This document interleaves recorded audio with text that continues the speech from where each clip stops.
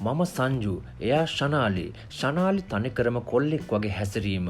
එයාට ඒ වුණාට කොල්ලෝ දෙතුන් දෙනෙක් එක්කම එෆෙයාස් තිබ්බා. ඒත් ඒවා ගොඩක් తాවකාලිකයි. එයාගේ පිරිසුදුකම නැති වෙලා තිබ්බේ ඉස්කෝල් යන වයසේදීමයි. මම එයාව හම්බ වෙන්නේ A level කාලේදී. අපි දෙන්න මාරම ෆිට්. දෙන්නම එකම සබ්ජෙක්ට් කරන්නේ. ඒ නිසා ටියුෂන් එකෙත් එකට මුණ ගැහෙනවා. පස්සේ අපි නොදැනුවත්ම අපි අපිට ආදරේ වුණා. මුලින්ම මේ හැඟීම තේරුනේ නෑ. ඒත් මට දැනුණා මට ශනාලිව නැතුවම බෑ වගේ දෙයක්. ඒක හරියටම කිව්වොත් ඇබ්බැහි වුණා වගේ හැඟීමක්. දවසක් එයාගේ ගෙදර ගියා මම.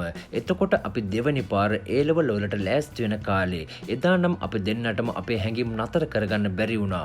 අපි දෙන්නම පාඩම් වැඩ කර හිටියේ. අක්කි පැටියෝ මං ඔයාට ආසයි කියලා එයා එකපාර මගේ බෙල්ල බදාගත්තා.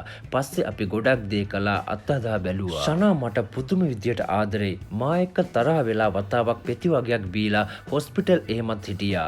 අපි දෙන්නම කෙල්ලු නිසා කවුරුත් සැක හිතුවේ නෑ. ඒ නිසා හිතන හැටියට අපි හැසිරුණා. හැබැයි අපේ උන්ට තේරුණා හැසිරීමෙන්. හැබැයි හැමදේම නොහිතපු විදියට වුණේ. අපේ සම්බන්ධය ගෙවල් වලින් දැනගත්තා. මට තමයි වැඩියෙන්ම වාරණේ වැටුනේ. ශනාගේ අම්මලා එයාව තේරුම් ගත්තා. නමුත් මට බැරි වුණා මගේ අම්මලාව කැමති කරව ගන්න. අන්තිමට අම්මලා මාව නිවාස අඩස්සියේ තිබ්බා. මට ගැහුවා බැන්නා.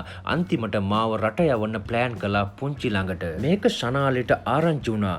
පස්සේ එයා අපේ ගෙදර නොකියම ඇවිත් ලොකු රණ්ඩුවක් වුණා. අන්තිමට එයා පීයක් අරන් අනින්න ඇවිත් ඒක ඇනුනේ අපේ අක්කිට. ගොඩක් ලේගියෙන් හොඳටම අමාරු වුණා එයාට.